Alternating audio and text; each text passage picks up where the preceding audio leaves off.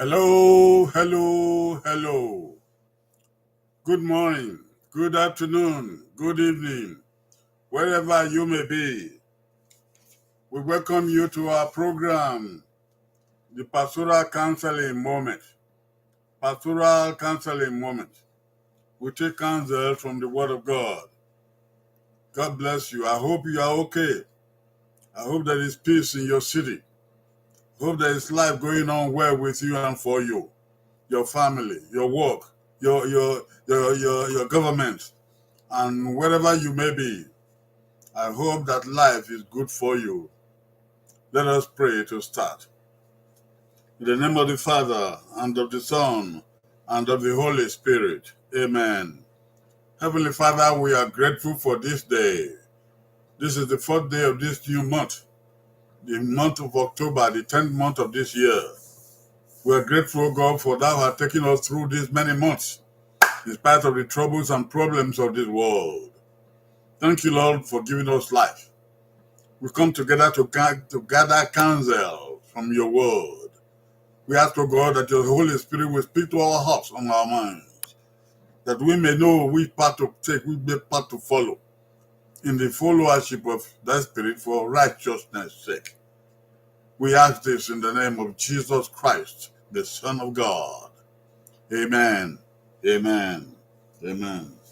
It is Pastoral Counseling Moment. All right. What is the counsel for today? What is the counsel for today? Today's counsel: settle matters quickly. Settle matters quickly. When you have a matter in your hand, settle the matter quickly. Do not delay. Waste no time. Settle matters quickly. Let us look at God's word. God's word for this counsel. God's word. Settle matters quickly with your opponent who is taking you to court. Settle matters quickly with your opponent who is taking you to court. Matthew chapter 5, verse 25. Matthew chapter 5, verse 25. And the Bible goes on to say, do it quickly while you are still with him on the way, or he may hand you over to the judge, and the judge may hand you over to the officer, and you may be thrown into prison. This is the word of the Lord. Thanks be unto God. Settle matters quickly. Jesus gives his counsel to all persons who are in the living world. He gives us counsel concerning real life. Real life. In real life, there are matters to settle. There are always matters to settle. It could be in our family. It could be in a marriage between husband and wife. It could be between cousins or children and uncle or nieces and so forth. It could be at work between employer and employees. It could be in business between the creditor and the debtor, or the seller and the customer. It could be in politics. There could be matters to be settled in politics. It could be between one party or another. It could be between your party and the opponent party, or the opposition party. It could be in the traditional society, traditional community, between ruler and those who are subject to the ruler. There are always matters to be settled.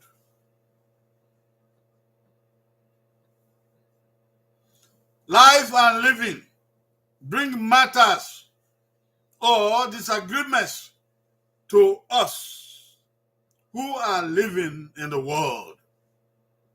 Often and again, disagreement is not necessarily evidence of evil or presence of something bad. No. Disagreement is the evidence of involvement in life, of participation in life. When we live and participate in life, there are certain things we don't agree on. Disagreement is a possible confliction of working faculties. When our minds are working, disagreement brings about some conflict, areas where we don't agree. When people agree all the time, some parties are not thinking critically. If we are thinking critically, there are bound to be areas that we don't agree upon. But disagreement is never the end of the matter. Disagreement is not the end of our fulfillment or of our working faculties. Jesus points it out to us that there may be disagreement, but we are called to come up to the higher levels of ourselves, beyond selfishness, beyond greed, beyond pride, beyond arrogance, to put disagreement into settlement. Disagreement opens the doors for dialogue. It opens the doors for conflict resolution. Disagreement opens the door for analytical scrutiny of the matter on hand. Disagreement gives us opportunity to have a deeper look, a closer focus on the matter at hand. Disagreement affords us the opportunity for personal expression. When we come to the point where we disagree, then we have a chance to express ourselves the way we see matters. Jesus counsels us to utilize disagreement, the point of disagreement, to its fullest.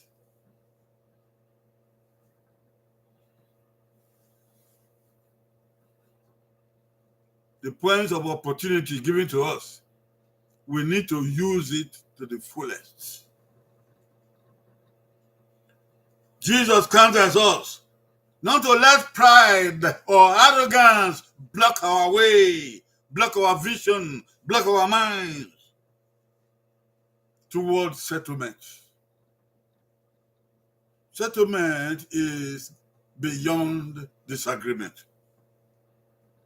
And settlement is what is required of all human beings.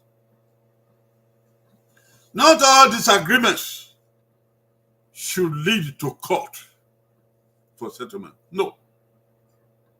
There are matters that can be settled in a family.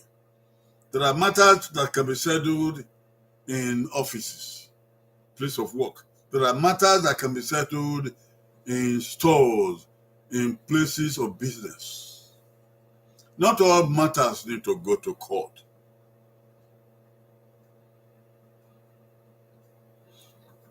Not all matters need to be expensive in the way we settle it. Not all matters should lead to a fine to be paid or even to prison. No. We are called to peaceful resolution, peaceful settlement of the matters in our hands in the times of disagreement.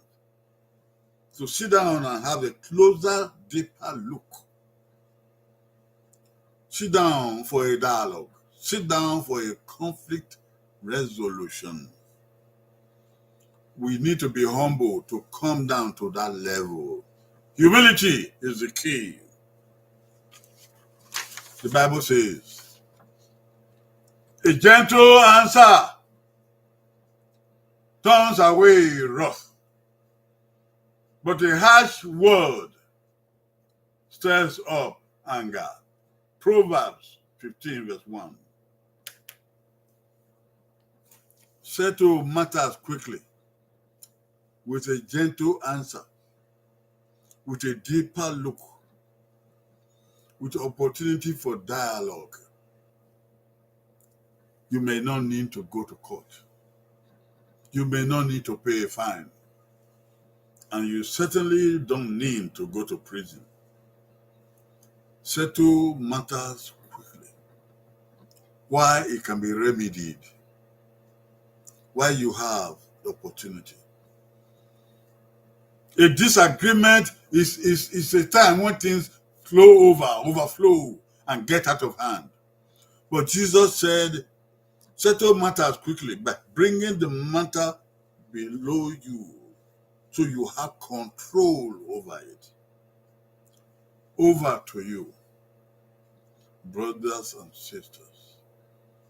And may God bless you in the name of Jesus Christ. Amen. Bye-bye.